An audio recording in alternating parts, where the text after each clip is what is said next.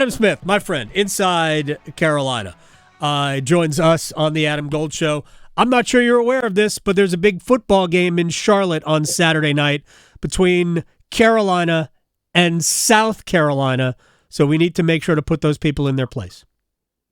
Yeah, I'm sorry. I have heard heard mention of this game. I was telling Victoria, I was actually just trying to text the fine people at the IC, the Inside Carolina headquarters, to try to figure out. We have an official Inside Carolina tailgate down there on Saturday in Charlotte.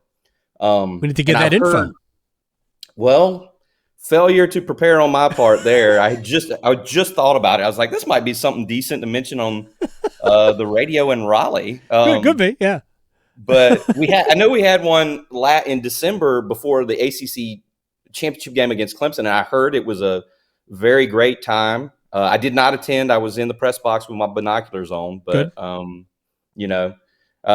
maybe I can figure that out and get back to the fine folks of your. Shoot it to me. Shoot it to me. I'll be happy to. We'll be happy to tell everybody about it.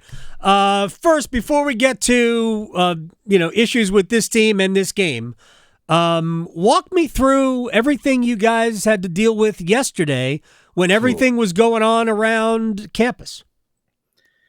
Yeah, it was I don't know the right way to describe it.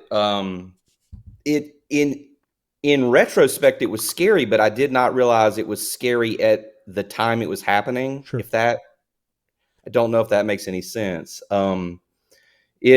So Mondays, as you very well know, Mondays in the college football world, when it's game week at UNC, at NC State, at Duke, these are heavy days for the stuff that we do. Mm-hmm. And at UNC, Mac always talks to us for a good hour. Right. He really fills up the notebook. Yes. Then we get the coordinators, which is great. Right. We get Chip Lindsey, the offensive coordinator, Gene Chizik, defensive coordinator. And so we're there at the football center at UNC, which is attached to Kenan Stadium, for a good long while. And then we're trying to crank out these stories and these videos and this content. And I was leaving the football center to go to our office to work. And I'm not sure the exact time. I think it was probably around 1:00. And I got to where I was parked and realized I had left my wallet at the football center because I was tired of sitting on it. Not because it has a lot of money in it, but just because it needs to be. Adam Smith has a fat wallet. Victoria, put that down. It's an older man's wallet, I think you would say. Oh my gosh! There has to be a George Costanza reference here somewhere. It's not a pretty sight, but as it is with me generally. But so I realized when I'm about to get in my car that I'm like, geez, where is my wallet? So I head back over, which is not a long walk, but the going back to get it, which shout out to Jeremy Sharp at UNC. He protected me big time there. Go back, get it, head back to the car. When I get back to my car, which is in a parking garage on the 3rd floor, I am scared. I get the crap scared out of me because a UNC police officer, like campus police officer, was parked in there like an SUV, and all of a sudden he turns on his siren and his lights, woo, woo, like super loud, like indoors. I'm thinking, why in the world would this guy on the 3rd level? And he went screaming out of there. And so I had, obviously no idea what happened. And then just a few minutes later, I think by the time I had made it over to our office, which is not far, it was like, suspect at large, mm-hmm.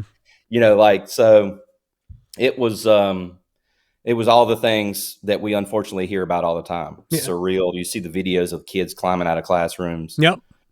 Jumping out of 2nd floor windows. Yeah. It obviously puts everything in perspective. And from a strictly reporter media side, UNC, we usually talk to players on Tuesdays. That was canceled today. Correct. We won't be talking to them, and understandably so. They don't have class over there. So, I thought there was a lot going on from the football side of things, which there is. And then, something like this that's just so life-altering happens. Adam Smith from Inside Carolina at Adam_Smith_IC is joining us here on the Adam Gold Show. Let me get a quick update from you, and because I know Mac addressed it as best he could yesterday, but Tez Walker, I know no movement from the NCAA. They're closed. It's a bank holiday, I guess, in Indianapolis. I don't know. But is there any notion that North Carolina could just play him and deal with the repercussions later? I asked Mac that. You hear people saying that, like, just, shoot the bird to the NCAA and play him and, see what happens. And Mac said he didn't think Bubba Cunningham or Kevin Guskowitz, the chancellor, would, sign off on that. It was what he said. Right.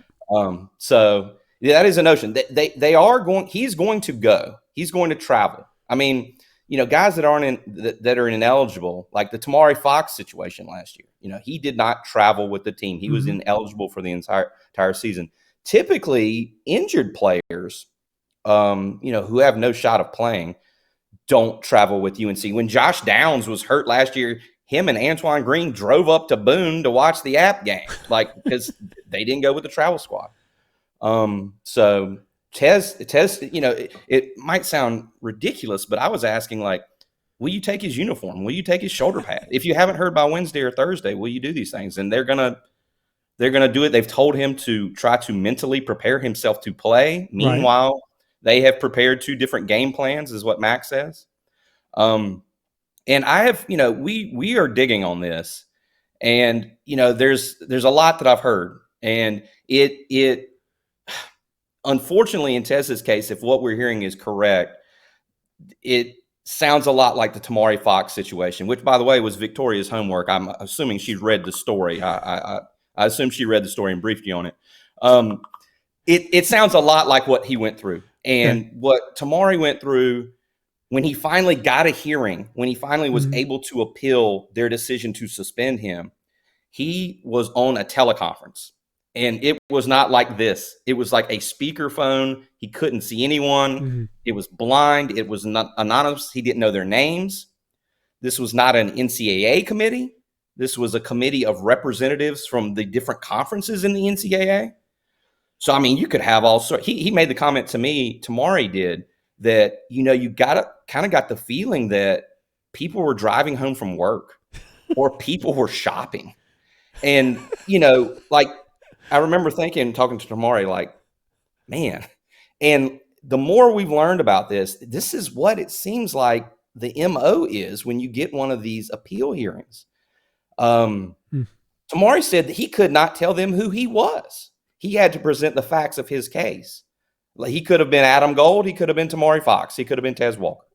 All physical specimens. But, it's wild. If UNC fans and supporters have not read the story we had up last week on Tamari, it was a labor of love for some of us. Sure. It's really insightful into. It turns out it's really insightful into what Tez is going through, because if he does, they have not gotten this, Adam. Right. They are trying to get the appeal heard. They have not had their appeal heard yet.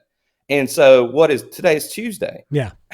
I mean, if you get the appeal heard right now, will they be able to tell him in the next couple of days, yay or nay? I mean, he might get the appeal heard and then might not know what they think, even when they kick off at 7:30 on Saturday night. So it's pretty maddening, exasperating. Now, if I can add to this, I know I'm probably going long, but I think if you're a UNC fan, you had a sense of hope on Friday or Saturday. The Wilkerson kid at Colorado, the running back, I think his name is Savion. I'll probably butcher his name, but I know his last name is Wilkerson. He had a situation where he played at Delaware State. He transferred to West Virginia to walk on. He went to Jackson State to play for Dion. He followed Dion out to Colorado. He had a situation where the NCAA had denied his waiver request of a transfer exemption, just like Tez Walker. Right. And on Friday, I think it was Friday or Saturday, the NCAA granted his appeal. He can play. So from the checking that we've done, UNC compliance and those people on that end are hitting up Colorado compliance like crazy. What did you do? How did you make this happen? What did you do? Right. they've sought out. Tez, as you know, went to NC Central. Yep. He did not play because of the pandemic. The MEAC and Central and the FCS canceled those seasons. UNC has sought out help from Central and the MEAC. Right. They've gotten letters from Kent State saying, like, like, we are not trying to hold him back in any way. He's, we're releasing him, I guess is what they're saying. I haven't seen the letters, obviously, but there's a million different layers, and they're pursuing the heck out of them. And it's yet another reason to sort of despise the NCAA. For as much as we love March Madness, well, they do tournaments well. Yeah. And then it begins and ends there with the NCAA, and maybe they should just stay with that. They do tournaments well, for the most part. They try hard not to screw those up, and sometimes they do. But they don't handle this stuff well, which maybe we're sort of seeing them try to get out of this business, but they're still in this business. And they do that poorly. Adam Smith from Inside Carolina. We are out of time now, and that's unfortunate. No, it's good. Look, I thought that's really good information that I am incapable of dispensing to the people, but you're here, and I appreciate you doing that. Adam Smith from Inside Carolina at Adam_Smith_IC. If he tells me where the tailgate is, I'll tell the people. And appreciate you saying that I'm a physical specimen, because you are. My Slack has been going off, so maybe the answer is in there. I was trying to get it done before I got brought on, but with a fat wallet apparently, and that's nice. I'll talk to you soon, man. Thank you, man. Good talking to you. You too. Adam Smith is hysterical.